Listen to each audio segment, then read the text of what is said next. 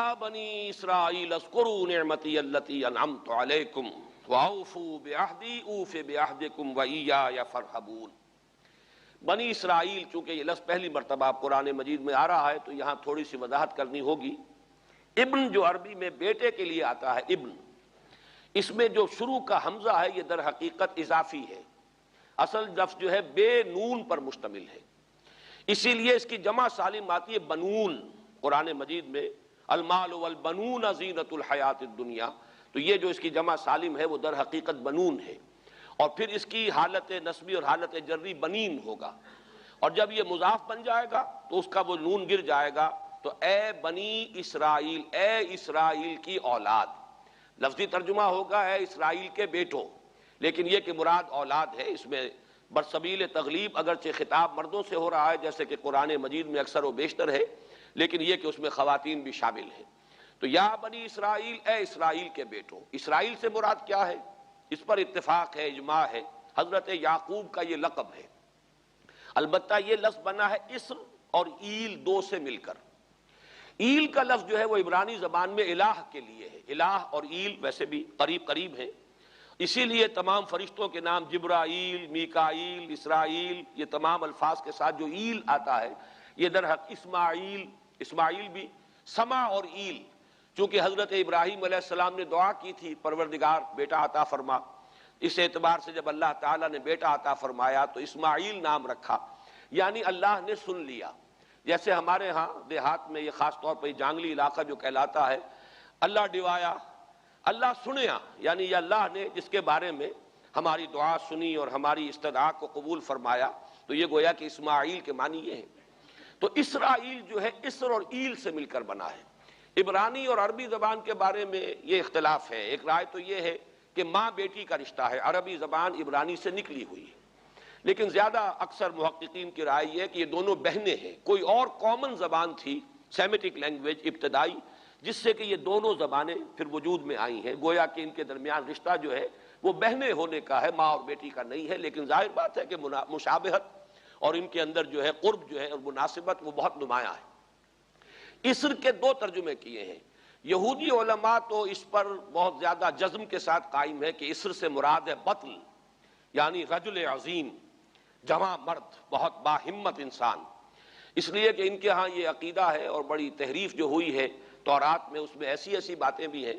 حضرت یعقوب کی جو مدح کی گئی ہے اس میں اس حد تک مبالغہ ہے کہ حضرت یعقوب کی اللہ تعالیٰ کے ساتھ کشتی ہوئی اور اللہ کو پچھاڑ لیا حضرت یعقوب نے، تو معلوم یہ ہوا کہ یہ تو بڑے بہادر اور بہت جری انسان، اس اعتبار سے وہ بطل اور رجل کا ترجمہ کرتے ہیں اسر کا، لیکن یہ کہ صحیح ترجمہ جو ہے وہ اسر کا ہے بندہ، عبد، اس لیے کہ عربی کا لفظ جو بنا ہے اسیر، اسیری، کوئی کسی کا غلام ہے، اسیر، اسی سے لفظ اسرہ بنا ہے، اسرہ ہے کنبہ، کنبہ بھی آپس میں جڑا ہوا ہوتا ہے، ان کے بندھن ہوتے ہیں دوستی کے، محبت کے، اخوت کے، تو اسی طریقے سے یہ اسر کا لفظ آتا ہے کسی بندھن کے لیے۔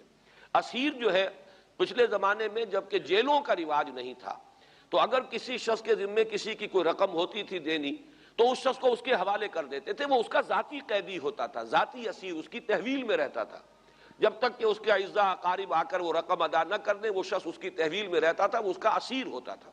اس اعتبار سے غلام کے معنی میں یہ لفظ جو ہے مستعمل ہے، تو اسرائیل کا ترجمہ ہوگا عبداللہ۔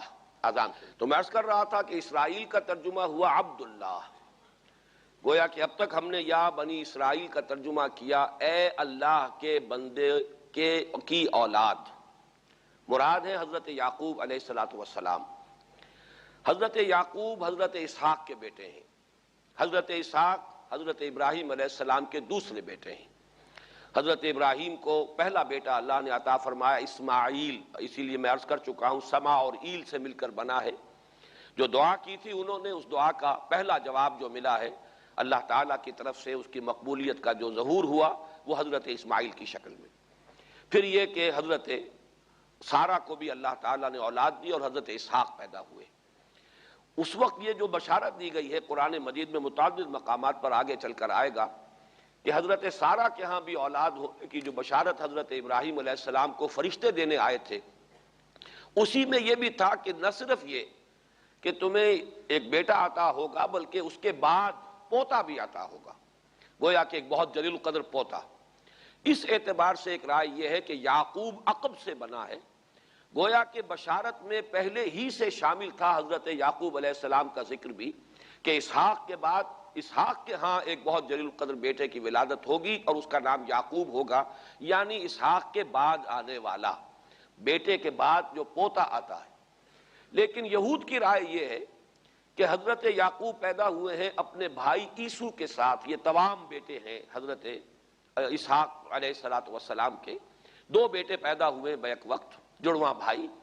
پہلے حضرت عیسو کی ولادت ہوئی ہے، اور تورات کے الفاظ یہ کہ یعقوب اپنے بھائی عیسو کی ایڑیاں پکڑے ہوئے تولد ہوا، تو چونکہ حضرت عیسو کے بعد حضرت یعقوب کی ولادت ہوئی ہے تو گویا کہ اس وجہ سے ان کا نام حضرت اسحاق نے یعقوب رکھ دیا، عقب میں آنے والا، بعد میں آنے والا۔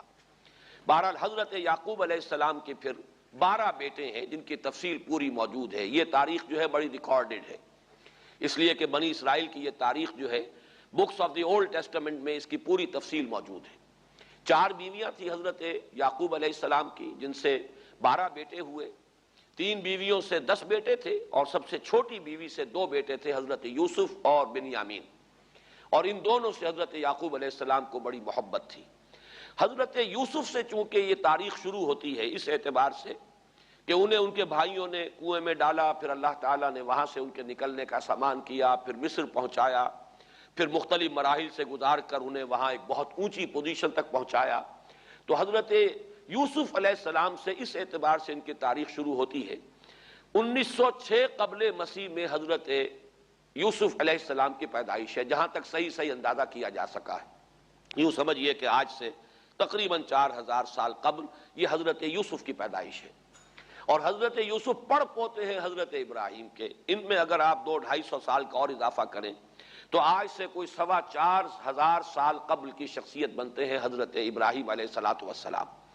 حضرت یوسف کے زمانے میں پھر جیسے کہ وہ تفصیل سورہ یوسف میں آئے گی، یہ پورا خاندان آ کر کنعان میں تھے، لیکن وہاں سے آ کر مصر میں آباد ہو گئے۔ مصر میں ان کا بڑا اعزاز ہوا، اکرام ہوا۔ اس کے خاص حالات تھے کہ مصر میں اس وقت جو بادشاہت تھی وہ اصل مصر کے لوگوں کی نہیں تھی، بلکہ یہ بھی سیمیٹک لوگ تھے جو جا کر جنہوں نے عراق وغیرہ کے علاقے سے ہی جا کر انہوں نے فتح کیا تھا مصر کو، لہذا انہیں فرعون نہیں کہا گیا قرآن مجید میں، وہ فرائنہ کا خاندان نہیں ہے، بلکہ وہ تاریخ میں ہکسوس کنگز کہلاتے ہیں۔ تاریخ مصر میں وہ 15واں خاندان کہلاتا ہے وہاں کے بادشاہوں کا، 15th ڈائنیسٹی، اور یہ چونکہ لوکل نہیں تھا اس لیے ان کو فرعون نہیں کہا جائے گا، بلکہ یہ ہکسوس کنگز چرواہے بادشاہ تھے کہ جو عرب کے ان علاقوں سے آئے تھے جزیرہ نما سے، اور وہاں سے وہ چرواہے تھے۔ ان کا تو پیشہ ظاہر بات ہے صحرا میں کیا ہوتا ہے، بھیڑیں بکریاں پالنا، لیکن انہوں نے آ کر مصر کو فتح کیا، وہاں ان کی بادشاہت ہو گئی۔ محسوس ایسا ہوتا ہے کہ ایک سیاسی پہلو موجود تھا، وہ جو بادشاہ مصر نے جس طریقے سے اعزاز کیا ہے حضرت یوسف علیہ السلام کا، پھر جو اختیار دیا، جو اقتدار دیا، جو ان کو حیثیت دی، پھر انہیں اجازت دی کہ اپنے پورے خاندان کو بلا لیں، اور پھر مصر کا بہترین جو زرخیز ترین علاقہ تھا وہ انہیں عطا کر دیا کہ یہاں آباد ہو جاؤ، جوشن کا علاقہ، یا گوشن بھی کہتے ہیں، جشن بھی کہتے ہیں۔ یہ جو نائل کا ڈیلٹا ہے کہ جو جا کر آپ کو معلوم ہے کہ دریا جو ہیں جب بہت سی شاخوں میں تقسیم ہو جاتے ہیں سمندر میں گرنے سے قبل، تو وہ ڈیلٹا جو ہے زرخیز ترین علاقہ ہوتا ہے۔ آرٹیفیشل اریگیشن کے اور نظام تو تھے نہیں، جہاں دریا ہی چھوٹی چھوٹی نہروں کی شکل اختیار کر لے وہاں گویا کہ وہ فطری طور پر جو ہے بڑے وسیع رقبے کے اندر اریگیشن ہو سکتی ہے۔ تو اس ڈیلٹا کے علاقے میں بہترین علاقہ ان کو دیا گیا، وہاں آباد ہو جاؤ۔ وہاں یہ رہے ہیں گویا کہ پیرزادوں کی حیثیت سے۔ ابھی ان کے پاس کوئی شریعت نہیں، ابھی کوئی کتاب نہیں ملی، ابھی صرف یہ ایک خاندان ہے، حضرت ابراہیم کی نسل کا ایک خاندان، اس لیے کہ حضرت ابراہیم کی نسل میں حضرت اسماعیل کی نسل ہے کہ جو عرب میں آباد ہو چکی ہے، ان کی نسل میں پھر حضرت اسحاق کے بیٹوں میں سے بھی عیسو کی نسل وہ اور جگہ پر آباد ہو چکی ہے۔ اس اعتبار سے یوں نہ سمجھیے کہ نسل ابراہیم صرف ان پر مشتمل ہے۔ اسی طرح بنی قطورہ تیسری جو آپ کی اہلیہ تھی ان کی اولاد بھی، تو گویا کہ یہ بہت وسیع حلقہ ہے جو اولاد ابراہیم کا ہے۔ تو اولاد ابراہیم میں سے ایک شاخ ہے جو آ کر، یعنی حضرت یعقوب کے 12 بیٹے اور حضرت یعقوب بھی آ کر یہاں آباد ہو گئے، اور یہاں پھر یہ کچھ عرصے تک تقریباً 100-150 برس تک تو بڑے عیش میں رہے۔ یہ تقریباً یوں سمجھیے کہ 1850 قبل مسیح میں ان کا داخلہ ہوا ہے مصر کے اندر، اور وہاں پر 150 برس جو ہیں انہوں نے بڑے عیش میں گزارے ہیں۔ یہ پیرزادے تھے اس لیے کہ بادشاہ معتقد ہو چکا تھا حضرت یوسف علیہ السلام کا، اگرچہ یہ تو ثابت نہیں ہوتا کہ وہ ایمان لایا ہو حضرت یوسف علیہ السلام پر، اس کا کوئی ثبوت نہیں ہے، لیکن معتقد تھا، اور ان کی نیکی کا، پارسائی کا، شرافت کا، ذہانت کا، صلاحیتوں کا اعتراف پوری قوم کو تھا، جس طریقے سے کہ انہوں نے اس ملک کی جو نیا ہے اس کو جس طرح پار لگایا ہے، وہ شدید ترین قحط کا جو ایک دور آیا اس میں سے، اور جتنا بہترین انتظام کیا، اس کی بنا پر ان کی صلاحیتوں کے سب معترف تھے۔ تو وہ 130 برس کی عمر میں غالباً ان کا انتقال ہوا ہے، اور 80 برس تک انہوں نے مصر پر گویا کہ جو سب سے زیادہ با اختیار شخص وہاں تھا بادشاہ کے بعد، بادشاہ اپنی جگہ پر تھا، لیکن یہ کہ جو بادشاہ کے بعد سب سے زیادہ با اختیار شخصیت تھی وہ حضرت یوسف کی تھی 80 برس تک۔ اور اس عرصے میں، اور پھر یہ 150 برس جو میں نے عرض کیا ہے کہ اس میں یہ خوب پھلے پھولے، ان کی اولاد جو ہے وہ کثرت کے ساتھ پھیلی، لیکن اس کے بعد وہاں پھر ایک انقلاب آیا۔ اس انقلاب کو آپ کہیں گے جیسے کہ مختلف ممالک میں آتا ہے، اب سنز آف دی سوائل جو اس ملک کے رہنے والے تھے، اصل آبادی قبطیوں کی، انہوں نے بغاوت کی اور ہکسوس کنگز کو نکال دیا، وہ خاندان ختم ہو گیا۔ جب وہ چلے گئے تو جو ہکسوس کنگز کے یہ گویا کہ بہت ہی منظور نظر تھے، اور یہ مراعات یافتہ طبقہ تھا بنی اسرائیل کا، حضرت یعقوب کی اولاد کا، اب ان پر عتاب شروع ہوا، اب ان کا زوال آیا۔ تو یوں سمجھیے کہ تقریباً 400 برس اس کے بعد ان کے بڑی ہی شدت کے اور بڑی سخت غلامی کے، رفتہ رفتہ اس میں شدت پیدا ہوتی گئی ہے، لیکن یہ ہے کہ یہ 400 برس اس لیے کہ پھر 1300 قبل مسیح میں 550 برس بعد پھر ان کا ایکسوڈس ہوا ہے مصر سے، جب حضرت موسیٰ علیہ السلام کو اللہ تعالیٰ نے مبعوث فرمایا، پھر حضرت موسیٰ علیہ السلام ان کی نجات کا ذریعہ بنے، اور پھر مصر سے لے کر وہ انہیں نکلے ہیں، معجزانہ انداز میں ہی سمندر کو پھاڑ کر ان کے لیے اللہ نے راستہ بنایا ہے، قدم قدم پر معجزوں سے ان کی تائید کی ہے، کھانے پینے کے لیے صحرائے تیہ میں کچھ نہیں تھا تو من و سلوہ دیا ہے، پانی پینے کے لیے نہیں تھا تو ایک ضرب سے چٹان میں سے 12 چشمے جو ہے اللہ تعالیٰ نے بہا دیے کہ 12 قبیلے ہیں آپس میں لڑے نہ، کہیں پانی پینے پلانے پہ جھگڑا اور کہیں گھوڑا آگے بڑھانے پہ جھگڑا، قبائلی زندگی میں یہ بڑا سینسٹیو ایشو ہوتا ہے، لہذا قد علم کل اناس مشربہم، ہر قبیلے کے لیے ایک گھاٹ معین ہو گیا، تمہارا چشمہ یہ ہے، تمہارا چشمہ یہ ہے، ایک ضرب سے 12 چشمے پھوٹ گئے۔ پھر انہیں وہاں کوہ طور کے قریب پڑاؤ ڈال کر ان کو وہاں چھوڑ کر حضرت موسیٰ علیہ السلام جو ہے اللہ تعالیٰ کی طلبی پر کوہ طور پر گئے ہیں، وہاں تورات عطا ہوئی ہے۔ تو تورات کے عطا کیے جانے کے بعد اب سمجھیے کہ اب ان کی حیثیت ایک امت کی بن گئی، کتاب پر امت کی تشکیل ہوتی ہے۔ یہ امت مسلمہ قرآن مجید کی بنیاد پر امت ہے، جب یہ کتاب دی گئی ہے اس کی بنیاد پر ایک شریعت دی گئی ہے، کتاب دی گئی ہے، کتاب ہدایت ہے، تو اس نے امت کی شکل اختیار کی۔ یہی وجہ ہے کہ لفظ امت جو ہے قرآن مجید میں صرف مکی صورتوں کے اندر، مدنی صورتوں میں استعمال ہوا ہے۔ کنتم خیر امت اخرجت للناس سورہ آل عمران میں، کذالک جعلناکم امۃ وسطا لتکونوا شہداء علی الناس ویکون الرسول علیکم شہیدا، یہ سورہ بقرہ میں آگے چل کر آ جائے گا۔ تو اصل میں جیسے تشکیل امت جو ہوئی ہے وہ در حقیقت مدنی دور میں آ کر ہوئی ہے، جبکہ شریعت عطا کی جا رہی ہے۔ اسی طریقے سے یہ ایک خاندان تھا، حضرت ابراہیم کی نسل کی ایک شاخ، اس نے امت کی حیثیت اختیار کی ہے، جبکہ صحرائے تیہ میں جب ان کا قیام تھا اور اس صحرائے سینا میں، اور وہاں پر پھر حضرت موسیٰ علیہ السلام کو تورات دی گئی اور شریعت دی گئی، تب سے یہ امت ہے، اور یہ ہے 1300 قبل مسیح۔ 610 عیسوی میں، اب سمجھیے 1300 وہ جمع کیجئے، 610 یہ جمع کیجئے، 1910 برس بعد پھر حضور صلی اللہ علیہ وسلم پر قرآن مجید کی وحی کا آغاز ہوا، اور 622 میں حضور نے ہجرت فرمائی، اور اس کے بھی کوئی 2 سال یا 1 سال کے بعد جو ہے یہ آیات نازل ہو رہی ہیں جو ہم اس وقت پڑھ رہے ہیں۔ تو یہ سارا جو ہے تاریخی پس منظر ذہن میں رکھیے کہ یہ تقریباً 2000 برس کی تاریخ جو ہے ان کی بحیثیت امت۔ ویسے تو ان کی تاریخ اگر شروع کریں گے بنی اسرائیل تو حضرت یعقوب سے شروع ہونی چاہیے، اور وہ اس سے زیادہ ہو جائے گی طویل، لیکن در حقیقت امت کی حیثیت سے ان کی تاریخ 2000 برس کی شمار ہوگی کہ 1300 قبل مسیح میں جب ہجرت کی ہے حضرت موسیٰ علیہ السلام نے اپنی قوم کو لے کر مصر سے، اور جب صحرائے سینا میں آئے ہیں، سینائی پیننسولا میں، اور پھر کتاب ملی ہے، تورات عطا کی گئی، شریعت عطا کی گئی، تب سے اس کا امت کی حیثیت سے آغاز ہوا۔ ایک بات اور نوٹ کر لیجئے، ان کو امت مسلمہ کیوں نہیں کہا گیا؟ اس کے لیے اس کا ایک سبب ہے۔ در حقیقت امت مسلمہ کا لفظ یا خیر امت یا امت کا لفظ جو ہے اس موجودہ امت کے لیے اس لیے استعمال کیا گیا ہے کہ یہ امت کسی ایک نسل پر مشتمل نہیں ہے۔ یہ امیین اس کے نیوکلیس ہے، لیکن یہ کہ ہر نسل کے لوگ اس میں آ کر شامل ہوئے ہیں، ہر قوم جو ہے اس میں آ گئی ہے، اس لیے اس کا نام جو ہے وہ صفاتی ہے، امت مسلمہ۔ لیکن چونکہ یہ سابقہ امت مسلمہ ایک ہی نسل پر مشتمل ہے، حضور صلی اللہ علیہ وسلم سے پہلے کسی نبی اور کسی رسول کی بعثت اس کی قوم سے باہر نہیں ہوئی ہے، کسی ایک خاص قوم کی طرف بعثت ہوئی ہے، کسی خاص علاقے کی طرف بعثت ہوئی ہے۔ بعثت عمومی الی کافۃ الناس یہ صرف محمد الرسول اللہ صلی اللہ علیہ وسلم کی امتیازی شان ہے۔ وما ارسلناک الا کافۃ للناس بشیرا ونذیرا۔ اس اعتبار سے ان کا جو ہے اس میں علم گویا کہ بنی اسرائیل ہی ہے کہ جو برقرار رہا ہے، اے اسرائیل کی اولاد۔ اگرچہ میں اس موضوع پہ تقریریں کر چکا ہوں، لیکن آج پھر اس گفتگو کے حوالے سے بات چیزیں تازہ کرتا ہوں۔ اس وقت عالمی سطح پر یہودی جمع عیسائی بریکٹ میں کر لیجیے، اور امریکہ جمع یورپ یہ بریکٹ میں کر لیجیے،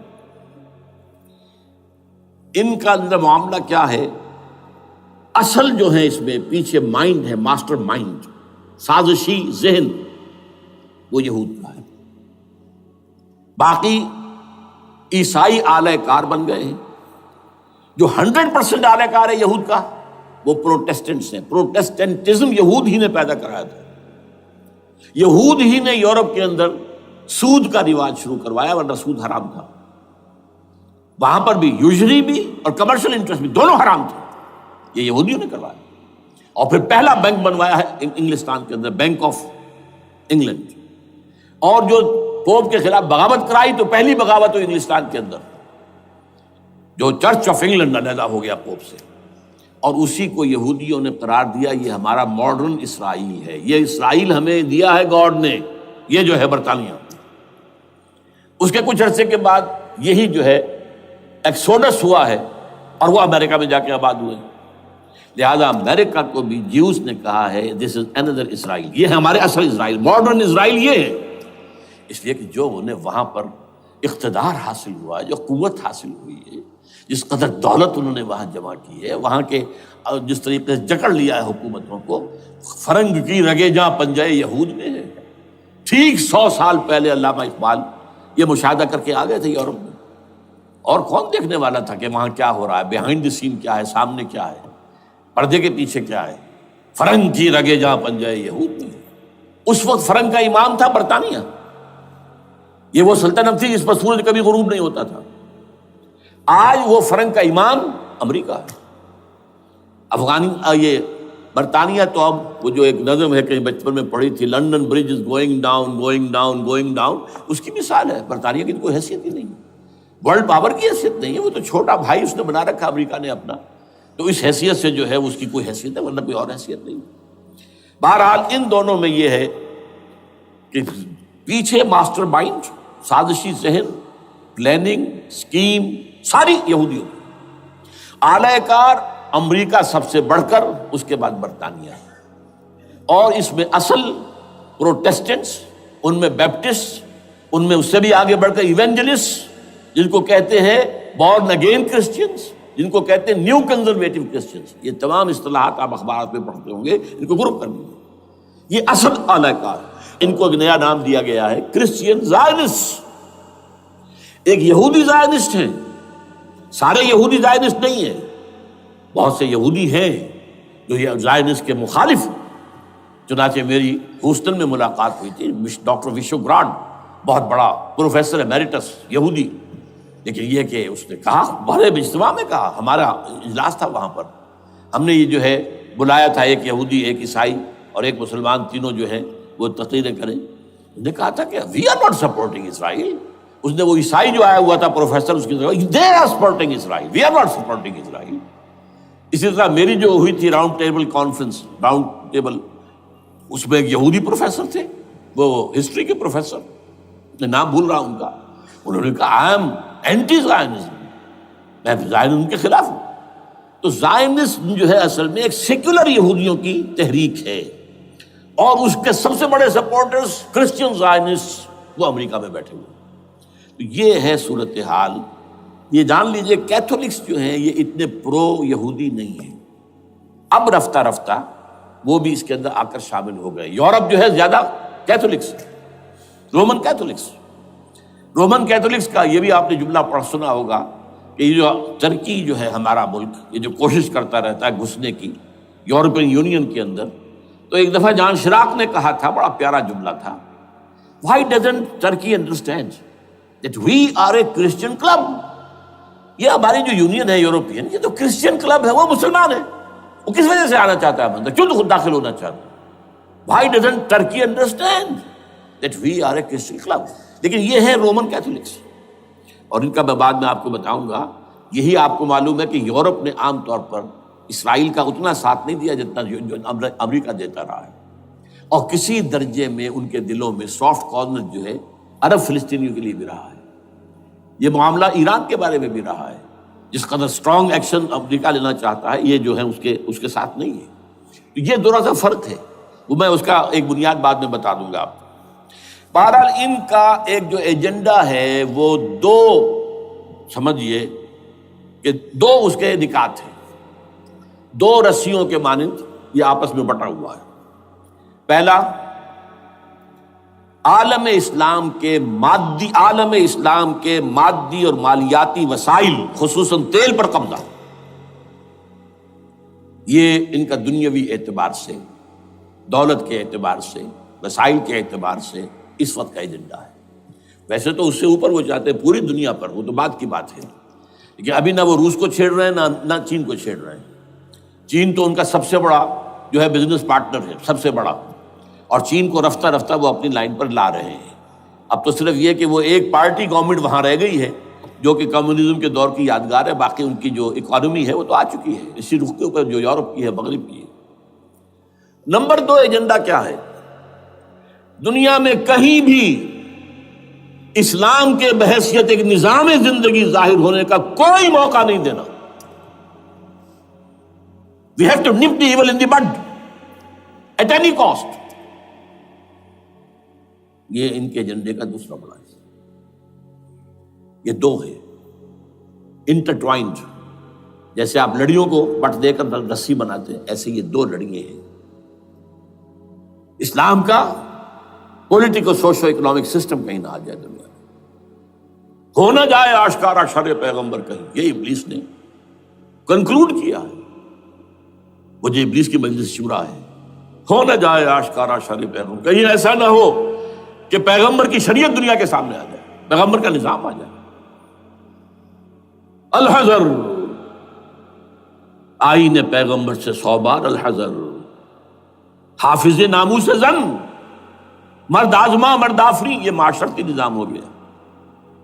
موت کا پیغام ہر نوع غلامی کے لیے، نہ کوئی فخفور و خاکہ نہ گدائے رہنشی، یہ سیاسی نظام آ گیا، اور کرتا ہے دولت کو ہر آلودگی سے پاک و صاف، منعموں کو مال و دولت کا بناتا ہے امین۔ تم دولت کے امین و مالک نہیں ہو، اور اس سے بڑھ کر اور کیا فکر و عمل کا انقلاب، بادشاہوں کی نہیں اللہ کی ہے یہ زمین، ان الارض للہ۔ یہ نظام کہیں نہ آ جائے دنیا، یہ جس پہ کہ وہ خطرہ محسوس کر رہا تھا۔ اور اس کے بعد یہ کہتے ہیں، یہ تو تھا عصر حاضر کے تقاضے، لیکن یہ کہ صورتحال کیا ہے؟ ہو نہ جائے آشکارا شر پیغمبر کہیں ہے، یہ معاملہ اس طرح رکھو کہ خود مومن ہے محروم یقین، یہ غنیمت ہے کہ خود مومن ہے محروم یقین۔ ہمیں اگر کوئی سہارا ملتا ہے تو اس سے کہ مومنوں کو بھی، نام نہاد مسلمانوں کو بھی اپنے اس نظام پر یقین نہیں،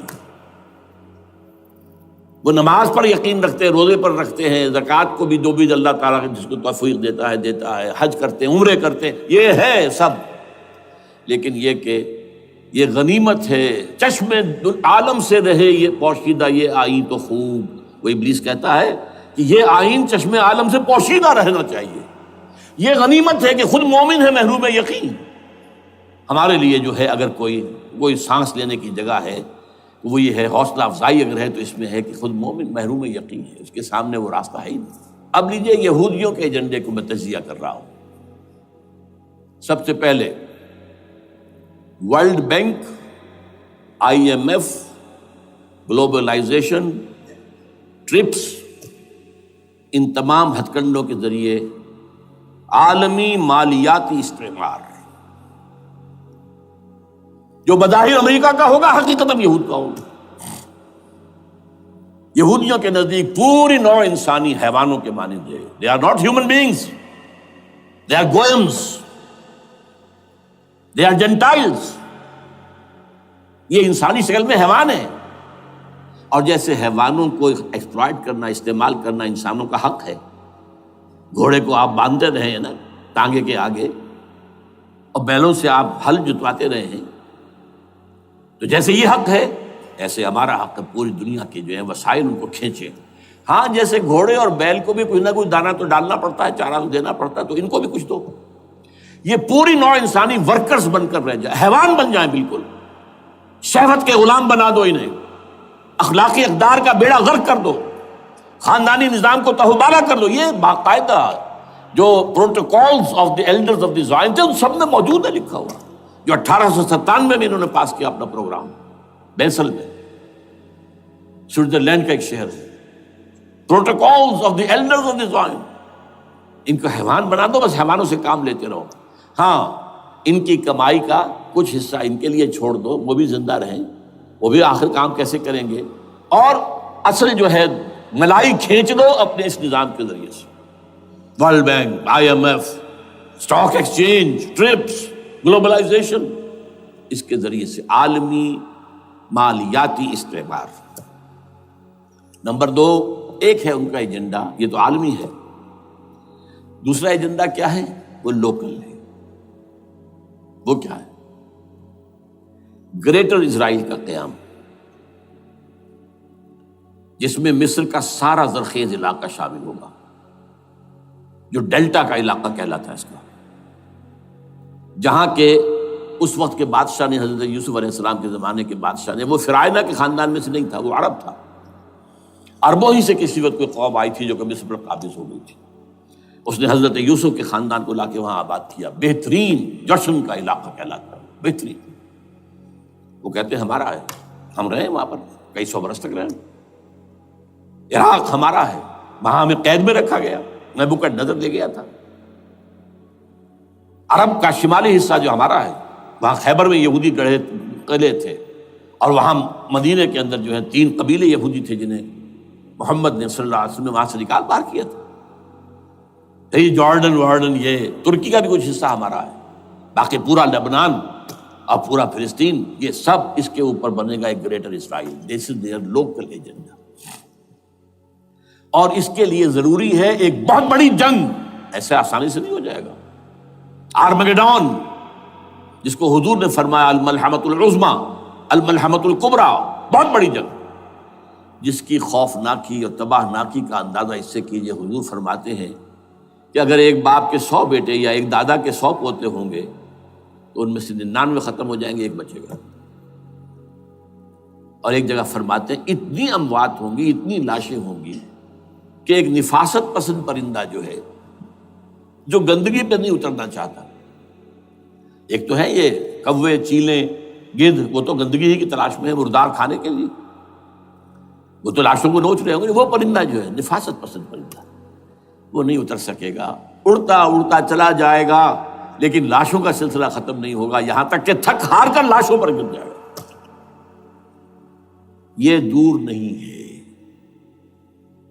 اس لیے کہ اس پر متفق ہیں یہودی بھی اور عیسائی، پروٹسٹنٹس عیسائی اس کے اوپر پوری طرح متفق ہیں۔ آرمگیڈون، جسے آپ 3rd ورلڈ وار کہہ لیں، الملحمۃ العظمیٰ کہہ لیں، الملحمۃ الکبریٰ کہہ لیں، حضور کے الفاظ میں یہ آئے گی۔ اس کے نتیجے میں گریٹر اسرائیل بنے گا۔ نمبر 3، پھر بنے گا 3rd ٹیمپل، جو ٹائٹس نے گرا دیا تھا 70 میں، سن 70 عیسوی، جسے گرے ہوئے کتنا عرصہ ہو گیا؟ 2008، اندازہ کر لیجئے 1800 کتنے برس ہو چکے۔ وہ دوبارہ بنائیں گے 3rd ٹیمپل، اور اس کے لیے مسجد اقصیٰ کو گرائیں گے اور ڈوم آف دی راک، قبۃ الصخرہ، وہاں لا کر پھر اس میں کنگ ڈیونز تھرون لا کے رکھا جائے گا۔ یہ بھی میرے علم میں پہلی مرتبہ اسی ٹرمپٹ کے اشارے سے آیا۔ وہ کیا ہے؟ حضرت داؤد کا، آج سے کتنے ہزار سال پہلے کی بات ہے، اندازہ کیجیے، 1000 قبل مسیح، اور یہ اب 2000 ہو گیا عیسوی، 3000 برس تو ہو گئے۔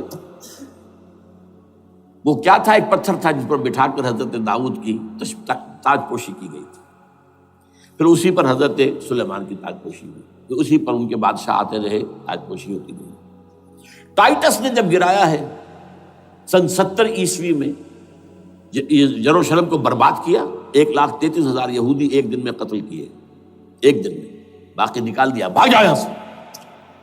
اس کو کہتے ہیں diaspora, that started in 70 AD، یہ منتشر ہو گئے، جس کا جہاز سنگھ سمایا چلا گیا، یورپ میں چلے گئے، شمالی افریقہ میں، مسلمان ملکوں میں، انڈیا میں آ گئے، ایران میں آ گئے، سب جگہ وہاں سے نکال دیے گئے، ڈائسپورا۔ بہرحال وہاں سے وہ ٹائٹس وہ پتھر لے گیا، وہ روم میں لے گیا، روم سے کسی طرح وہ آئرلینڈ پہنچ گیا۔ آئرلینڈ پیور کیتھولک ملک ہے، آپ کو معلوم ہوگا، اور وہاں پر پروٹیسٹنٹس کی اور کیتھولکس کی جنگیں ہوتی رہتی ہیں۔ کبھی بھی شیعہ سنی مسلمانوں کی اس طور سے خانہ جنگی نہیں ہوئی ہے جیسے کہ وہاں ان دو عیسائیوں میں، کیتھولکس اور پروٹیسٹنٹس میں ہوتی ہے۔ وہ رومن کیتھولک ملک ہے بیچ میں۔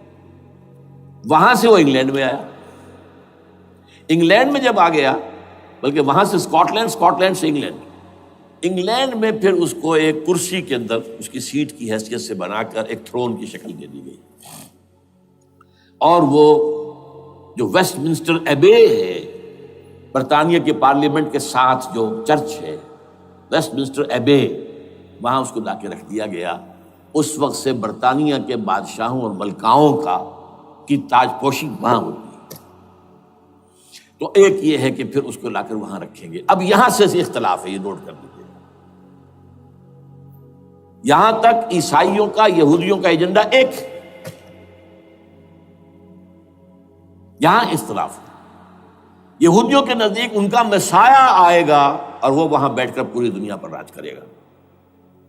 وہ مسیح جس کی خبر دی گئی تھی شروع کی کتابوں میں، جو تورات کی ابتدائی کتابیں ہیں، وہ تو حضرت مسیح کی شکل میں آ گئے۔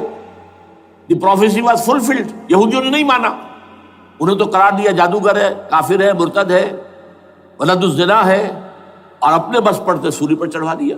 وہ دوسری بات ہے، اللہ نے کیا کیا، وہ ایک علیحدہ مسئلہ ہے۔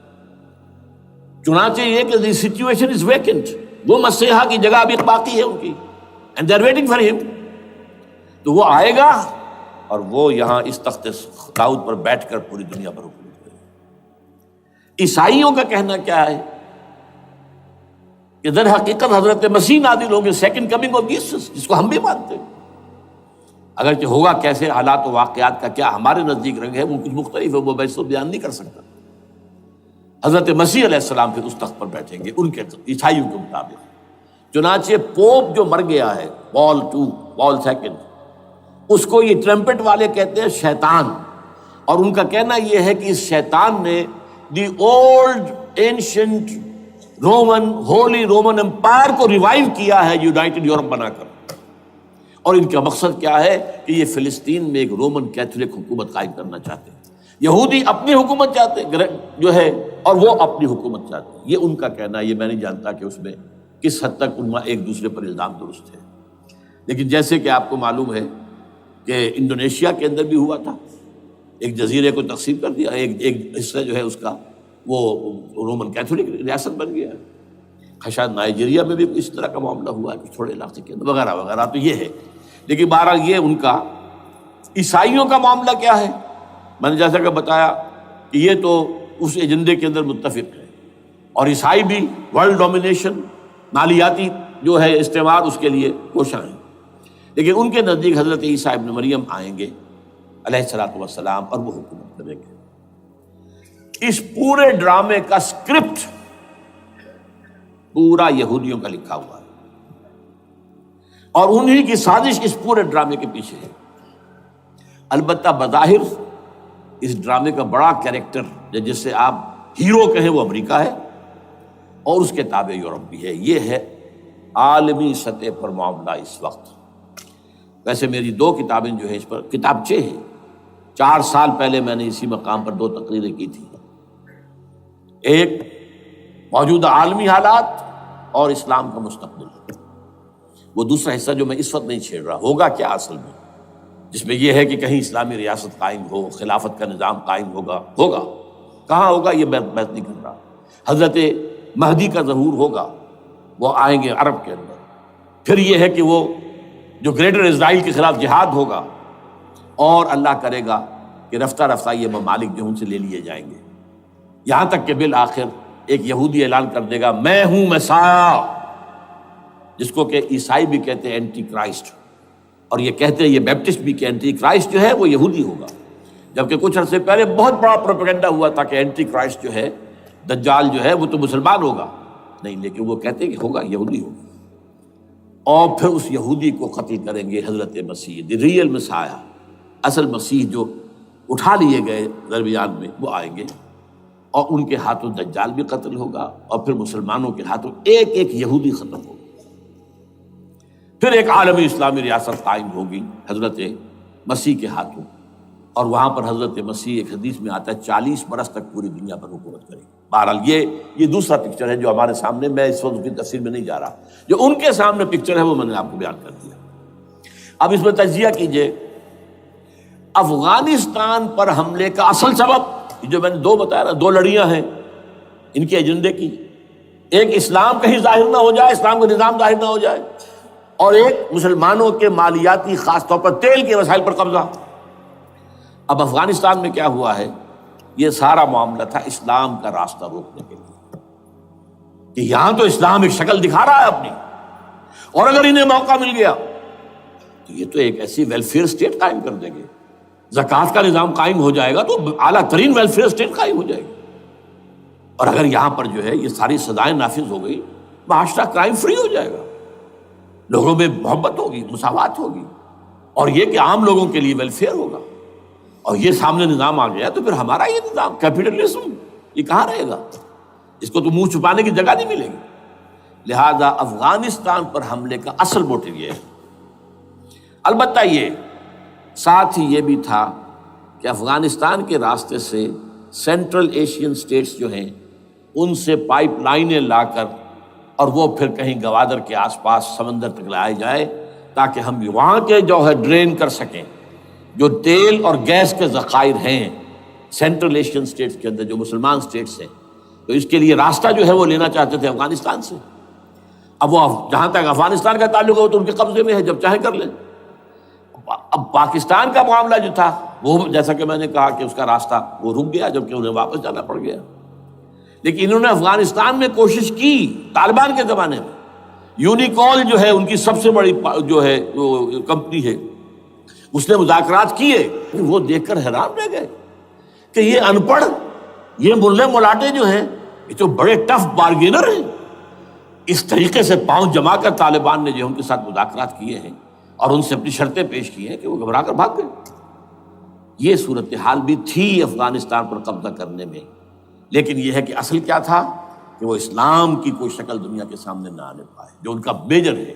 اسی لیے پورا عالم کفر جمع ہے، امریکہ، یورپ، روس، چین، سب جمع ہے. بھارت تو ہے ہی ہے، یہ سب جمع ہے. آپ نے یاد ہو گیا جب لال مسجد کا حادثہ ہوا ہے اور ہمارا یہ بدبخت اور بدمعاش انسان، اس نے صرف خود جان بوجھ کر اسے بڑھایا، ایک پھنسی کو پھوڑا بنایا، اس میں پھر شگاف دیا اور شاباش لی ہے. امریکہ سے شاباش آ گئی، نیٹو سے شاباش آ گئی، رشیا سے شاباش آ گئی، چائنا سے شاباش آ گئی.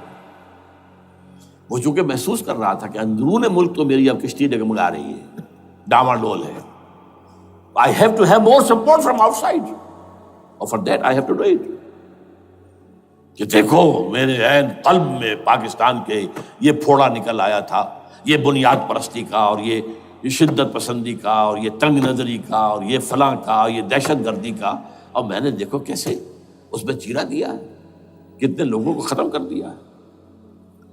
اچھا، اس میں یہ بھی ذہن میں رکھیے کہ افغانستان کے بارے میں یہودیوں کے علم میں ہے کہ حضور کی حدیثیں کیا ہے.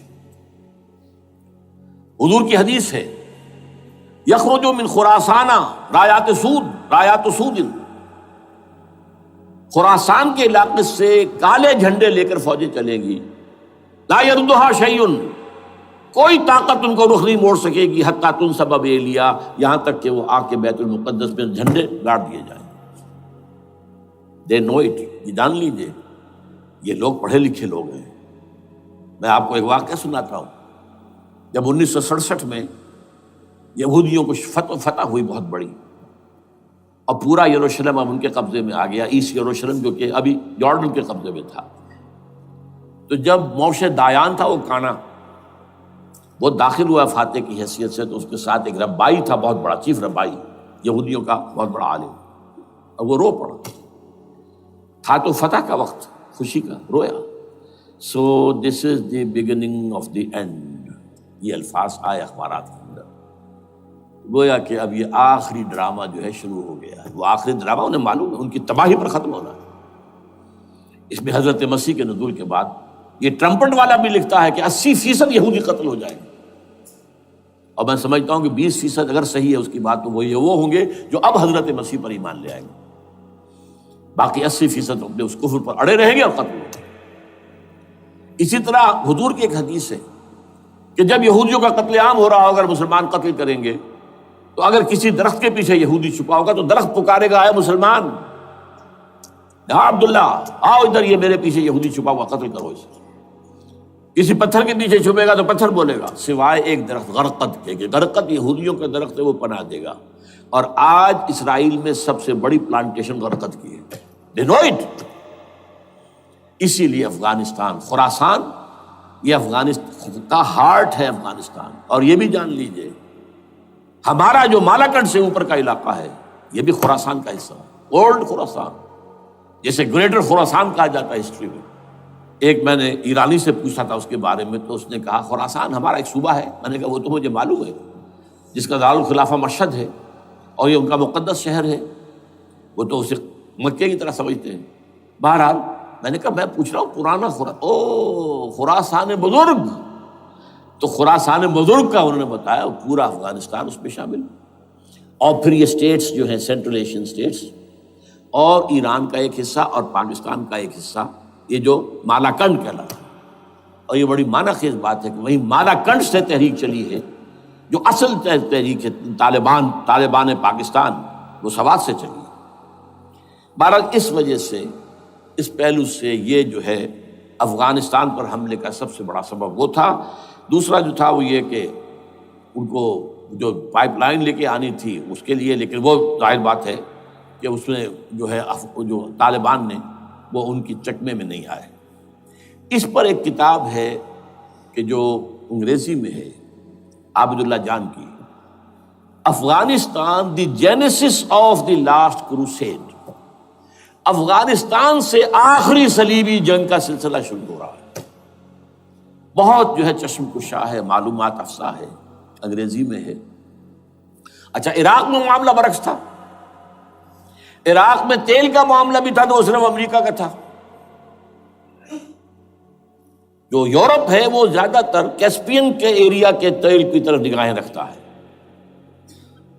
یہ جو ہے یہ اصل میں سارا جو ہے یہ امریکہ کا معاملہ ہے. اور دوسری طرف یہ کہ یہاں کو مذہبی سلسلہ نہیں تھا، حالانکہ تھا، وہ یہودیوں کا تھا. وہ کیا تھا؟ Extension, first step towards the establishment of greater Israel. یہ بات اچھی طرح سمجھ لیجیے. یہاں پہ تیل کا معاملہ بھی میں نے کہا تھا نا، دو لڑیاں ہیں جو چل رہی ہیں. تیل کا معاملہ یہاں خاص طور پر عراق کے اندر زیادہ، افغانستان میں بہت کم. لیکن یہ کہ یہاں پر بھی جو اصل ہے بیہائنڈ دی سین، جو اصل چیز کیا ہے کہ گریٹر اسرائیل کے قیام کی طرف پہلا قدم. میں یاد دلاتا ہوں آپ کو کہ فرسٹ گلف وار ہوئی تھی جس میں عراق کا بھرکس نکال دیا گیا تھا. اس کے اختتام پر کہا تھا شوارز کرافٹ، جو ان کا کمانڈر ان چیف تھا الائٹ فورسز کا، اس نے صاف کہا تھا، مجھے آج تک ایک ایک لفظ یاد ہے، we fought this war for the protection of Israel.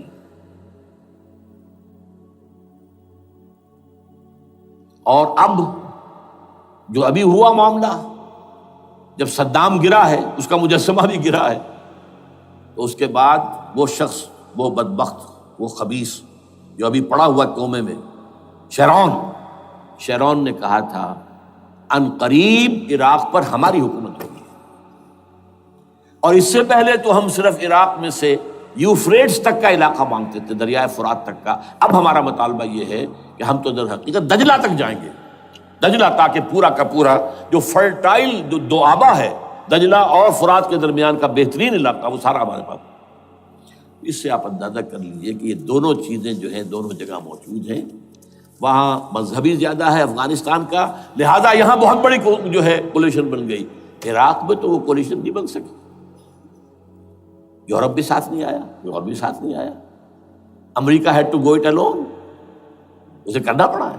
زیادہ سے زیادہ کوئی ٹوکن، آسٹریلیا کا کوئی ٹوکن معاملہ، جو ہے وہ برطانیہ کا کچھ شاید ٹوکن ٹائپ جو ہے، وہی یہ کامن ویلتھ پرانی جو ہے چلی آ رہی ہے، اس میں شاید کینیڈا کا، باقی تو کوئی نہیں۔ یہ جو آل ورلڈ کولیشن بنی تھی وہ افغانستان کے خلاف کیوں ہے؟ یہاں سے اسلام کی ریسرجنس کا اندیشہ ہے۔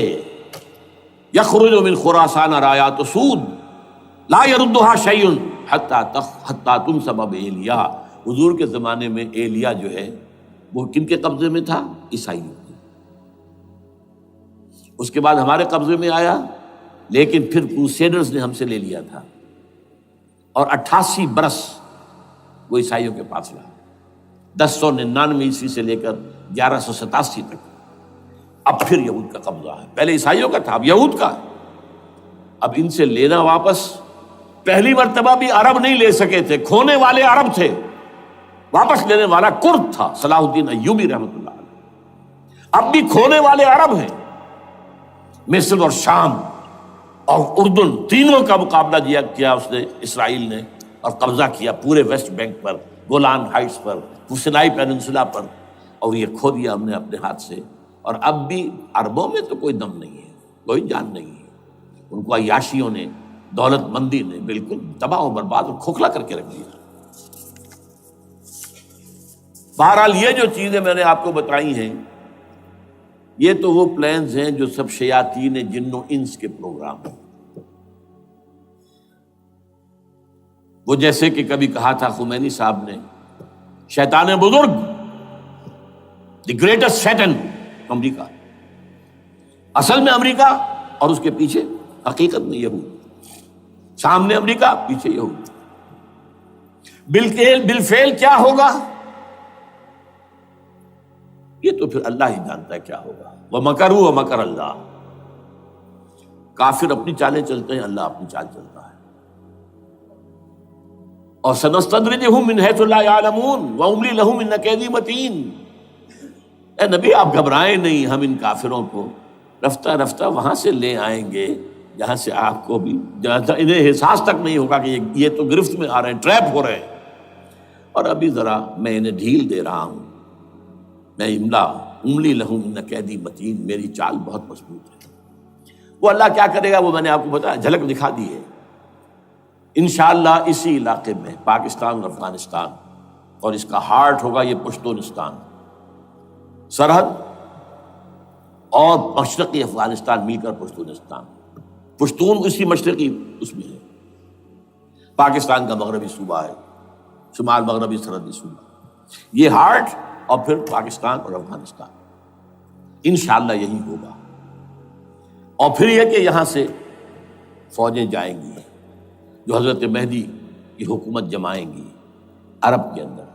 عربوں میں جان نہیں ہے کہ وہ مہدی کی حکومت کو جما سکے۔ یخرج ناس من المشرق یؤتون للمہدی یعنی سلطانہ، مشرق کی طرف کے کسی ملک سے فوجیں آئیں گی جو مہدی کی حکومت قائم کریں گی۔ عربوں میں دم نہیں۔ بہرحال ہوگا کیا، وہ میں نے کہا کہ یہ تو اللہ کے ہاتھ میں ہے۔ اب یہ کہ کرنا کیا چاہیے، یہ ہے میری تقریر کا آخری حصہ۔ دیکھیے ذوالفقار مرزا نے جو کچھ کہا، اور سید قائم علی شاہ نے، میں خوشائند سمجھتا ہوں کہ طالبانائزیشن اور ہے، اسلامائزیشن اور ہے، ٹھیک ہے، چلی آواز مکے اور مدینے۔ طالبانائزیشن کے اندر کچھ بغیر تعلیم یافتہ، کچھ جذباتی، اس طرح کے لوگ بھی ہیں جن میں انتہا پسندی بھی ہے، جیسا کہ میں پہلے بیان کر چکا ہوں۔ افغانستان میں ہوا ہے، افغانستان کے اندر بھی رفتہ رفتہ وہ اپنی ان چیزوں سے نکل رہے تھے، نکل جاتے ہیں، لیکن موقع نہیں دیا گیا، نب دی ایول ان دی بڈ ختم کر دیا گیا۔ اسی طرح ہمارے سرحدی صوبے میں جیسا کہ میں بتایا 3 قوتیں برسرکار ہیں۔ who knows it، کون کیا کہے۔ لیکن بہرحال یہ کہ پہلی بات یہ، اسلام اور پاکستان لازم و ملزوم ہیں۔ یہاں اسلام آئے گا تو یہ ملک رہے گا، نہیں آئے گا تو ختم ہو جائے گا، اس میں کوئی شک نہیں۔ میری 2 کتابیں پڑھ لیجیے اگر اللہ توفیق دے، ہمت دے۔ اسلام اور پاکستان، یہ سن 67-68 کی تحریر ہے میری۔ جینیسس آف پاکستان کیا تھا، how Pakistan came into existence. پھر یہ کہ میں نے استحکام پاکستان کے نام سے سن 85 کے اندر کتاب لکھی ہے، یہ دونوں کتابیں پڑھی ہیں۔ پاکستان کا کوئی جواز نہیں اگر یہاں اسلام نہ آئے، اور واقعتاً ہم جواز کھو چکے ہیں، تو اللہ تعالیٰ ہمیں مہلت دے رہا ہے۔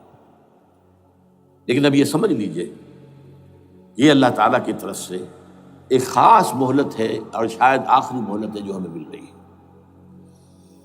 یہاں اسلامائزیشن نہ ہوا تو یہ ملک نہیں رہے گا۔ میں یہاں آپ کو ایک شعر سنا دوں، ہے تو ایک ایسی شخصیت کا جو کچھ کنٹروورشل بھی ہو گئی، بعد میں بدنام بھی ہو گئی۔ ایک زمانے میں جماعت اسلامی کے بڑے مخلص کارکن تھے وہ، مولانا کوثر نیازی۔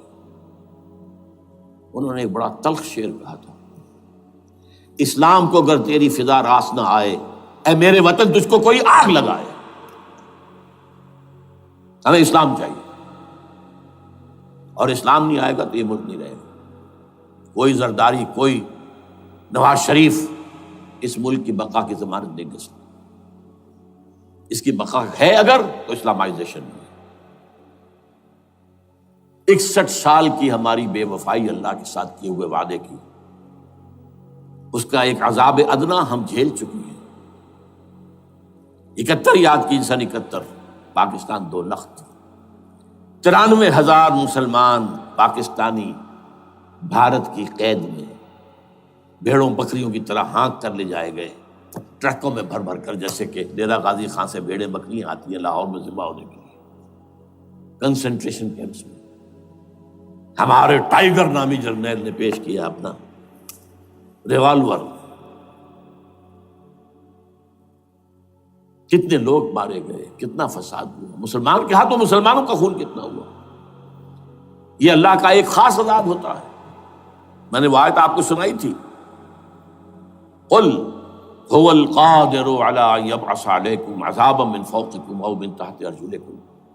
اے نبی سے کہہ دیجیے اللہ اس پر قدرت رکھتا ہے، جب چاہے تم پر کوئی عذاب اوپر سے بھیج دے، تمہاری زمین کے نیچے سے نکال دے۔ زلزلہ آیا تھا کہ نہیں؟ او یلبسکم شیعا، ایک تیسری شکل بھی ہے، نہ اللہ آسمان کو کوئی تکلیف دے نہ زمین کو، زمین پھٹے گی تو آدمی جائے گا نا اندر، بلکہ تمہیں گروہوں میں تقسیم کر کے، او یلبسکم شیعا فیذیق بعضکم بعض بعض، تو ایک دوسرے کی قوت کا ایک دوسرے کو مزہ چکھائے، تم خود ایک دوسرے کے گلے کاٹو۔ ہمیں کسی اور قوم کو تکلیف دینے کی ضرورت نہیں ہوگی، یہ کام ہمارے ساتھ ہو چکا ہے 1971 میں۔ بہرحال اب اس کے بعد بھی تاخیر تو ہماری جو کی تو ہے، اب ہم اس جگہ پر پہنچ گیا کہ شاید اب عذاب الاکبر آنے والا ہے۔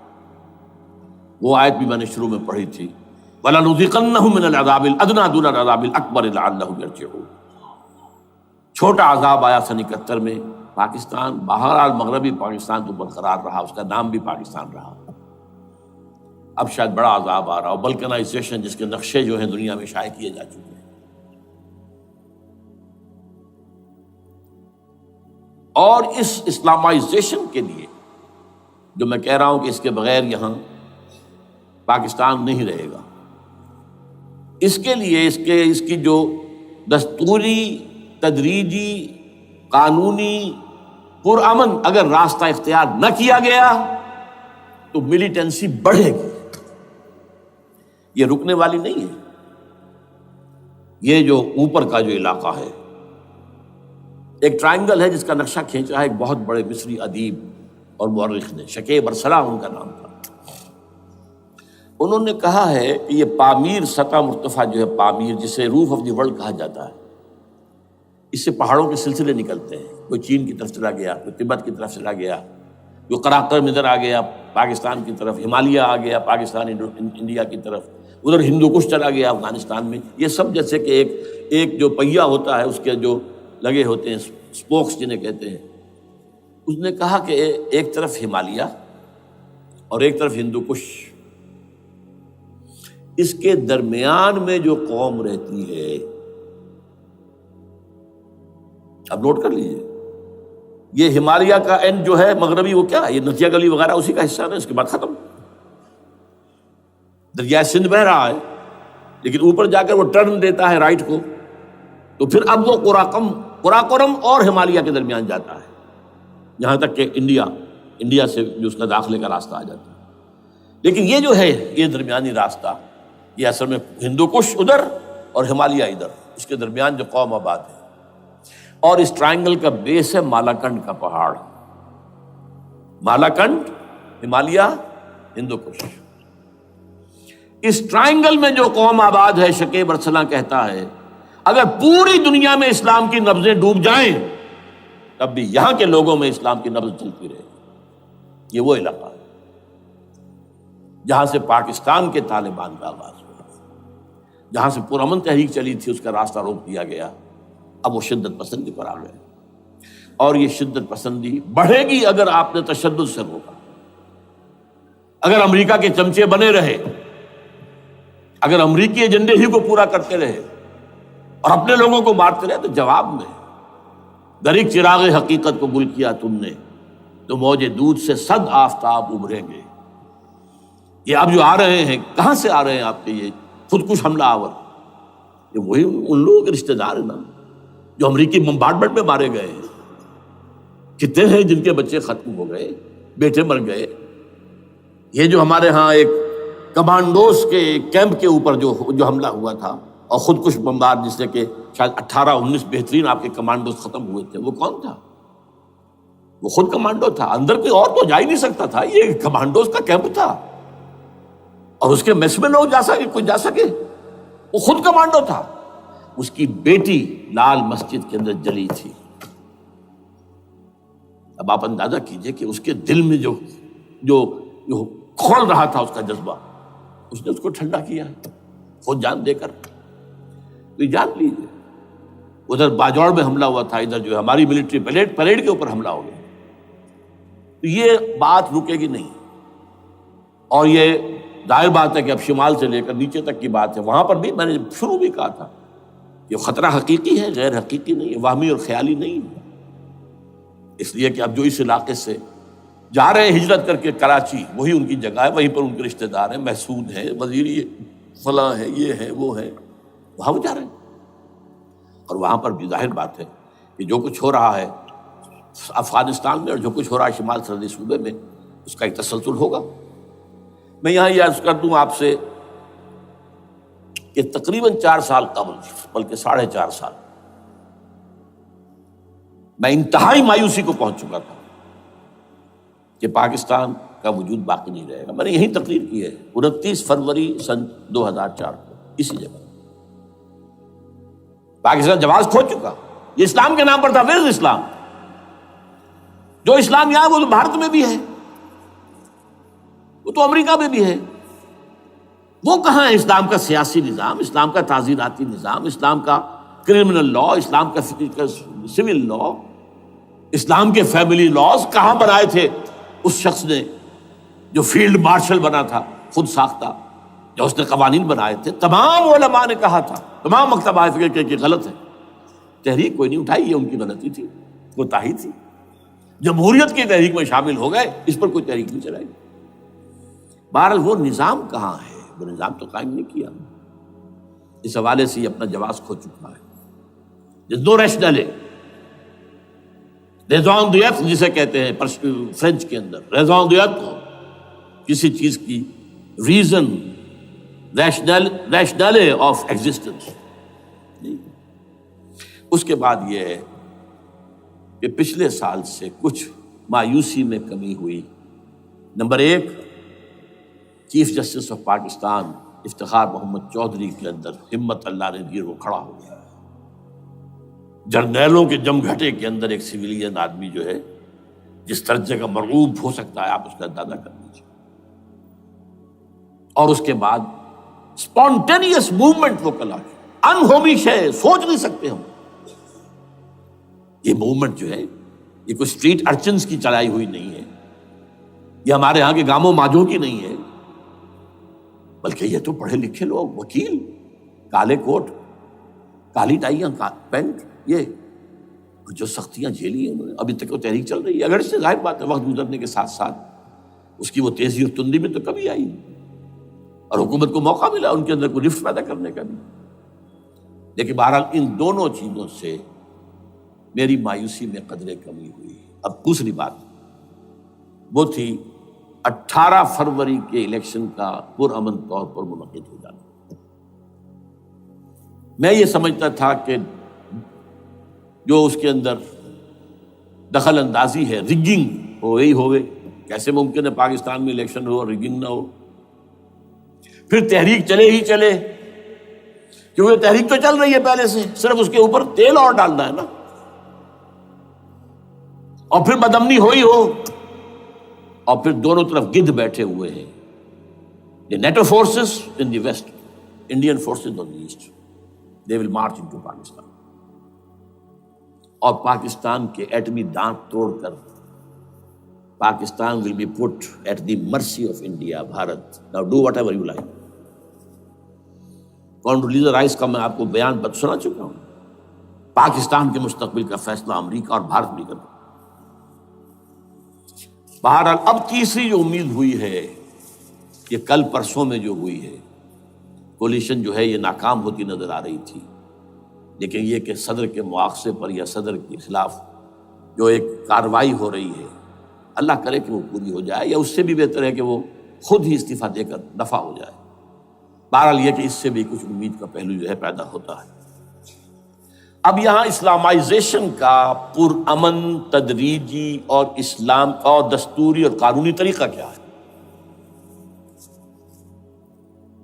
وہ طریقہ کیا ہے؟ 1949 اور 50 میں جو عمل شروع ہوا تھا، جو اس کے بعد سے آج تک جو ہے ختم ہو گیا، اس کو اثر نو شروع کیا جائے. دوڑ پیچھے کی طرف اے گردش ایام کی. 49 میں کیا ہوا تھا؟ قرارداد مقاصد. وہ گویا کہ پاکستان میں نظام خلافت کی جڑ تھی جو رکھ دی گئی تھی کہ sovereignty belongs to Allah and whatever authority we have, it's a sacred امانت. یہ تو اصل میں استعمال کی جائے گی یہ قوت کتاب و سنت کے دائرے کے اندر. دس از خلافہ. ان ایسنس اٹ از خلافہ. خلافت کی بنیاد رکھ دی گئی. اس سے پہلے 48 میں سن 47 کی ایک تقریر کی وجہ سے جو غلط فہمی پیدا ہوئی تھی قائد اعظم کی 11 اگست کی، اس کا انہوں نے کراچی کے ہائی کورٹ بار ایسوسیشن میں جا کے کہہ دیا تھا. کچھ لوگ شرارت کے ساتھ یہ پروپیگنڈا کر رہے ہیں کہ پاکستان میں دستور شریعت پر مبنی نہیں ہوگا، یہ فتنہ ہے، غلط کہہ رہے ہیں. نفی کر دی تھی. اب یہ دوسری بات ہے کہ اندھوں کے اندھے جو ہیں وہ اس 11 اگست کی تقریر کو لیے پھرتے ہیں اس کے ایک جملے کو، اور یہ اتنی کھلی بات جو کی شریعت کا لفظ، شریعت، پاکستان کا دستور جو سمجھتا ہے کہ شریعت پر نہیں مبنی ہوگا وہ غلط کہتا ہے، وہ شریر ہے، شرارت پیدا کر رہا ہے. یہ قائد اعظم کے الفاظ. بہرحال اس کے بعد ایک عمل کیا ہوا تھا سن 50 میں، یہاں کے سیکولر عناصر نے ایک بڑا شور مچایا، کس کا اسلام لاؤ گے؟ شیعہ کا، سنی کا، دیوبندی کا، بریلوی کا، وہابی کا، کس کا اسلام؟ اللہ تعالیٰ غریق رحمت کرے ان بزرگوں کو. پاکستان کے تمام مذہبی مکاتب فکر کی ٹاپ کی قیادت جمع ہوئی کراچی میں. شیعہ بھی، اہل حدیث بھی، بریلوی بھی، دیوبندی بھی. 31 علماء، جماعت اسلامی بھی، مولانا مودودی بھی اس میں تھے. انہوں نے 22 پرنسپلز ایگریڈ اپون، دستور بنانے کے لیے 22 پرنسپلز ہیں، حاضر بناؤ دستور. اب کوئی دلیل نہیں رہی، کوئی عذر نہیں رہا، تمام مکاتب فکر کے لوگ جمع. بعد میں ہوا کیا ہے، اس میں کس کا کتنا رول ہے، یہ بڑی درد بھری داستان ہے، میں اس وجہ کو چھیڑنا نہیں چاہتا. حاصل کیا ہے، وہاں سے ہمارا پروسیس ڈیریل ہوا، کچھ اپنوں کے کیے، کچھ بیرونی دباؤ کے تحت. قرارداد مقاصد کی سزا دی گئی لیاقت علی خان کو، تم نے پاس کرائی ہے. اسے ایسے قتل کیا گیا کہ سراغ تک نہیں ملا کہ کس نے قتل کیا. یہ ایسے تو نہیں ہوتا، اس میں پیچھے بڑے بڑے کریکٹرز، بڑے بڑے کردار. اب اس کے بعد وہ عمل کیسے شروع ہو؟ ضیاء الحق نے جو ایک ادارہ قائم کیا تھا فیڈرل شریعت کورٹ، اصولی اعتبار سے بہترین قدم تھا. وہ کیا تھا؟ یہ شریعت کورٹ ہے، اس میں کوئی شخص لائے پیٹیشن کہ پاکستان کا فلاں قانون جو ہے میں ثابت کرتا ہوں کتاب و سنت کے منافی ہے، یا کورٹ سو موٹے لے لے کسی بھی معاملے کو، ایگزسٹنگ جو قوانین ہیں ان کا جائزہ لے کہ اس میں یہ پورا قانون یا اس کی یہ شق جو ہے یہ خلاف شریعت ہے. اس پر آرگومنٹ ہو، دونوں طرف کے دلائل ہوں، علماء بھی آئیں، وکلاء بھی آئیں، بحث کریں. شریعت کورٹ کا تو میدان ہوتا کھلا. بالآخر اگر کورٹ فیصلہ دے دے کہ ہاں یہ ایگزسٹنگ قانون یا جو قانون قابل زیر غور ہے بننے جا رہا ہے یہ خلاف شریعت ہے یا جزوً شریعت کے خلاف ہے، تو وہ اسے کینسل کر دے گا اور کہہ دے گی کورٹ کہ اگر یہ مرکزی معاملہ ہے تو مرکزی حکومت، صوبائی معاملہ تو صوبائی حکومت اتنی مدت میں 3 4 6 مہینے کے اندر اندر اس کی آلٹرنیٹ لیجسلیشن کر لے. جیسے ہی مہلت ختم ہوگی یہ قانون ڈیفنکٹ ہو جائے گا. اصولی اعتبار سے اس سے زیادہ صحیح اسکیم کوئی نہیں سوچ سکتا، آج بھی میں قائل ہوں. لیکن یہ بدبختی تھی اس شخص کی، ضیاء الحق کی،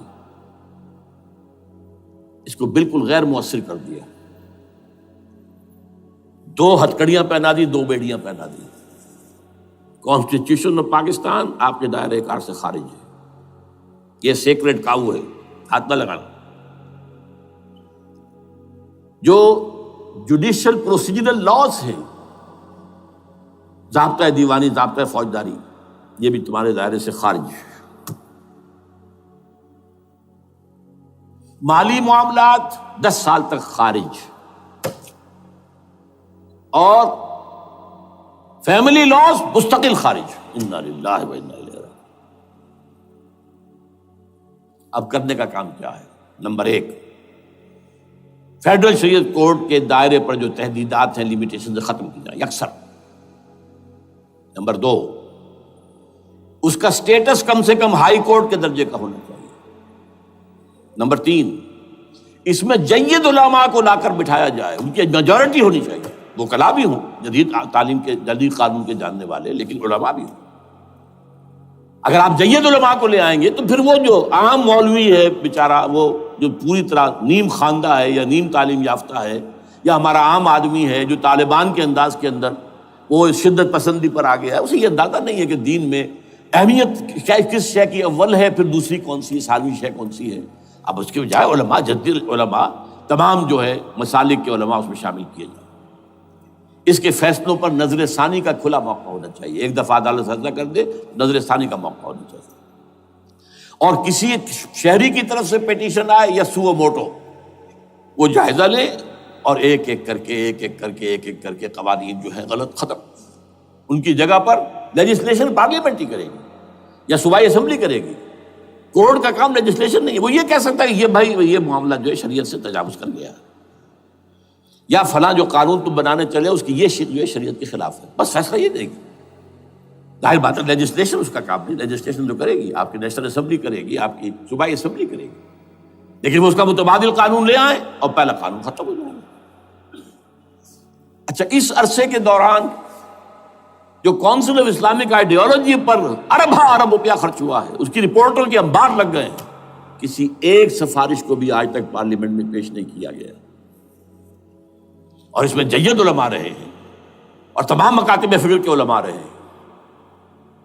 ان کی رپورٹوں کو رفتہ رفتہ پارلیمنٹ کے سامنے لایا جائے اور ان کے ذریعے سے نئی قانون سازی کی جائے۔ اگر آپ یہ قانونی دستوری راستہ کھول دیں گے اور تجدیداً اس طریقے سے Islamisation of laws of Pakistan ہو جائے تو ظاہر بات ہے کہ پھر جو دہشت گرد ہیں، دہشت پسند ہیں، جن کو آپ خطرہ کہہ رہے ہیں، خطرہ، طالبان آنند، طالبان آ گئے، طالبان آ رہے ہیں، اب ڈرو اور بچو اور مقابلے کی تیاری کرو اور اسلحہ تیار کرو، اگر یہ کام کریں گے تو پھر ظاہر بات ہے کہ وہ تو فساد ہوگا، اور فساد کا نتیجہ کیا نکلے وہ اللہ ہی بہتر جانتا ہے۔ لیکن یہ پروسیس جو میں نے بیان کیا ہے، اگر اس پر عمل ہو جائے تو یہ وہ پروسیس ہے جسے جنرل حمید گل نے کہا تھا کہ اگر ایسا ہو جائے تو یہ سافٹ ریولوشن ہوگا، بغیر تشدد کے، بغیر کسی اور کے۔ اگر نیت ٹھیک ہے اور اگر یہ واقعی جیسے قائم علی شاہ نے سمجھ لیا ہے اور جیسے کہ ذوالفقار مرزا نے سمجھ لیا ہے، اسلامائزیشن، اگر اس کو سب سمجھ لے، زرداری بھی سمجھ لے اور نواز شریف بھی سمجھ لے اور سب سمجھ لے، تو ظاہر بات ہے کہ پھر کسی توڑ پھوڑ کے بغیر، کسی اور بدامنی کے بغیر، کسی تشدد کے بغیر اسلامائزیشن یہاں ہو جائے تو سب کے دل خوش ہو جائیں گے اور یہ سارا جو بھی تشدد ہے، یہ دہشت گردی ہے، اس کے راستے بند ہو جائیں گے۔ اگر ایسا نہیں کرتے تو غیر تعلیم یافتہ یا نیم تعلیم یافتہ، جن کو کوئی پورا تصور نہیں ہے، نہ دنیا کے حالات کا علم ہے، نہ شریعت کے جو اصل مصادر اور منابع ہیں، اصل سورسز، ان تک رسائی ہے، بس کچھ چیزیں سن رکھی ہیں۔ یہ تو معلوم ہے انہیں کہ داڑھی رکھنی ہے، سنت ہے، لیکن یہ کہ یہ فرض تو نہیں ہے بھائی، پھر اس کی کوئی خاص مقدار تو معین نہیں ہے، یہ تو نہیں جانتے۔ ویڈیوز ہیں، آڈیوز ہیں، ان میں گانے ہیں، اس میں آپ کو معلوم ہے کہ عریانیت ہے، جو بھی ویڈیوز ہیں، اور وہ تو ان کو جلائیں گے ان کی دکانوں میں۔ آپ تعلیم دے رہے ہیں لڑکیوں کو، وہ جانتے ہیں جو تعلیم آپ دینا چاہتے ہیں، آپ تو ڈانس کی تعلیم کو بھی وہاں پر نافذ کر رہے ہیں، آپ نے تو تعلیم کا شعبہ ہی دے دیا اسماعیلیوں کے ہاتھ میں، لہذا ان کا تو رد عمل ہوگا، ہوئے۔ اس کا راستہ اگر روکنا ہے تو اس پروسیس سے جو میں نے بیان کر دیا ہے، جس کو میں بیان کر رہا ہوں نہ معلوم کب سے، نواز شریف صاحب، ان کے والد میاں محمد شریف صاحب مرحوم، اور شہباز شریف صاحب اور عباس شریف صاحب چاروں میرے پاس آئے تھے، 2 دفعہ آئے تھے، اور میں نے یہ ترمیمی بل پیش کیا تھا جس کے آئٹم میں نے آپ کو گنوا دیے۔ بہرحال نہیں کیا کچھ انہوں نے، لیکن یہ کہ اگر یہ نہیں کریں گے تو یہ کہ دوسری طرف یہ سمجھ لیجئے اس وقت پاکستان کے دینی مدرسوں میں شدید تحریک چل رہی ہے۔ لال مسجد یہ ایک سمبل بن چکا ہے، یہ ایک علامت ہے، اور یہ ملیٹنسی کی طرف بہت بڑی تعداد میں، خاص طور پر جو طالب علم ہیں عربی مدارس کے، طالبان کی سورس یہی تو ہے نا، یہی تھے جن سے کہ افغانستان میں طالبان ابھرے تھے اور یہیں سے پاکستان کو ابھر رہے ہیں۔ ان کے اندر شدید لہر ہے اور کوئی بہت بڑا فساد ہو گیا اگر خدا نہ خواستہ تو that will be the end of Pakistan. اس سے بچنا ہے تو وہ راستہ اختیار کریں جو میں نے بیان کر دیا ہے، جو میں سال سے بیان کر رہا ہوں۔ دستور کا ترمیمی بل بنا کر دیا ہے، اسے عام بھی کیا ہے۔ البتہ اس عرصے میں ظاہر بات ہے کہ ہم کیا کریں گے، ہمارا کوئی پروگرام کسی ملیٹنسی کی طرف جانے کا نہیں ہے، ہم اسے مفید نہیں سمجھتے بلکہ مضر سمجھتے، یہ کاؤنٹر پروڈکٹیو ہے۔ ہمارے سامنے پروگرام کیا ہے؟ سے نکاتی پروگرام، بڑے پیمانے پر دعوت ایمان بذریعہ قرآن، نمبر 1۔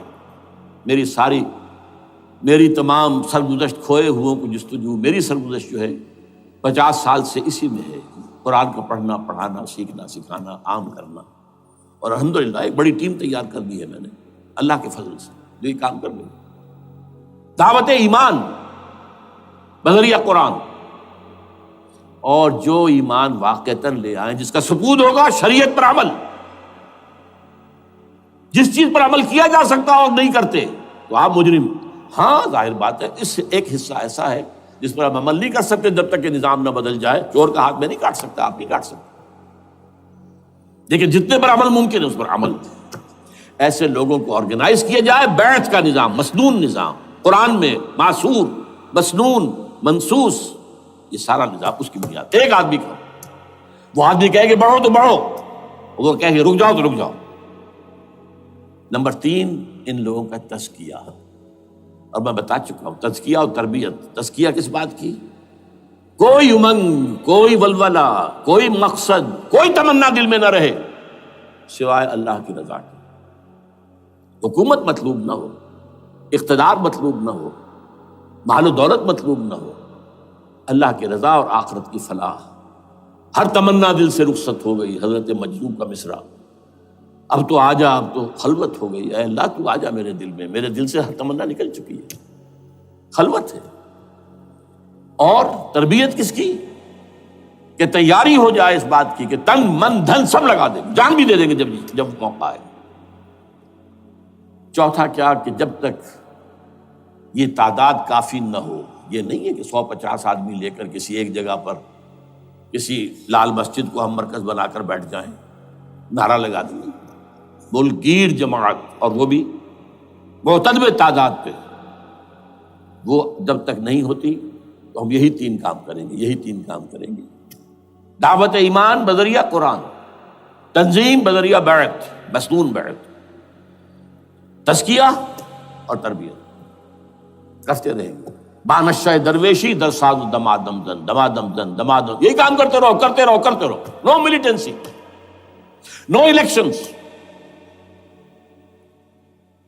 لیکن جب تعداد کافی ہو گئی تو ایک منظم اور پرامن مطالباتی اور احتجاجی تحریک، توڑ پھوڑ نہیں، گھراؤ جلاؤ نہیں، جیسے گاندھی نے شروع کی تھی، نمک بناؤ تحریک، سول ڈس اوبیڈینس، لیکن کسی نے کوئی توڑ پھوڑ نہیں کی تھی۔ اپنے سر ان کے پھوٹے ہیں بڑے سے بڑے لیڈروں کے، مولانا ابوالکلام آزاد اور پنڈت جواہر لال نہرو کے سر پھٹے ہیں، ہزارہ لوگ جیلوں میں گئے ہیں، انہوں نے کسی کو کچھ نہیں کہا۔ اسی کا نقشہ ایرانیوں نے دکھایا، 20,000 سے لے کر 30,000 تک جانیں دے دی، ہتھیار نہیں اٹھائے، اس لیے کہ ہتھیار بھی استعمال کرو گے تو اوپر جو حکومتیں ہیں ان کے پاس تو بے تحاشا فوج ہے، ان کے پاس ٹینک ہے، ان کے پاس ہوائی جہاز ہیں، ہیلی کاپٹرز ہیں، گن شپ ہیلی کاپٹرز ہیں، کیا نہیں ہے۔ پرامن منظم مطالباتی اور احتجاجی تحریک۔ اللہ کرے کہ ہمیں اس کے لیے جو مہلت درکار ہے وہ مل جائے۔ ہمیں معلوم نہیں کہ کہیں وہ مہلت ختم ہی نہ ہو رہی ہو، لیکن اگر ہم آخری سانس تک اس کام میں لگے رہیں گے تو انشاءاللہ اللہ تعالیٰ کے ہاں ہم معذور قرار پائیں گے۔ اللہ تعالیٰ جو ہے ہمیں درگزر ہم سے فرمائے گا کہ جو کچھ میں کر سکتا تھا اللہ میں کرتا رہا، آخری دم تک کرتا رہا۔ اگر یہ ہے تو اپنی تو کامیابی ہے، باقی کیا ہوتا ہے ملک کا میں کچھ نہیں کہہ سکتا، اللہ بہتر جانتا۔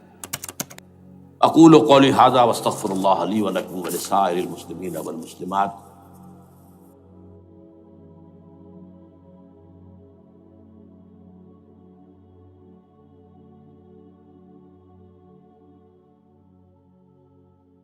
چنگا لگدا ہے علی والا، سونا لگدا ہے علی والا، سونا لگدا ہے علی والا، چنگا لگدا ہے علی والا، علی والا والا علی والا، چنگا لگدا ہے علی والا، سونا لگدا ہے علی والا۔ کسے بھی میدان چو، کسے بھی میدان چو، سن لے سن لے سن لے، نہیں پجدا علی والا، نہیں پجدا علی والا۔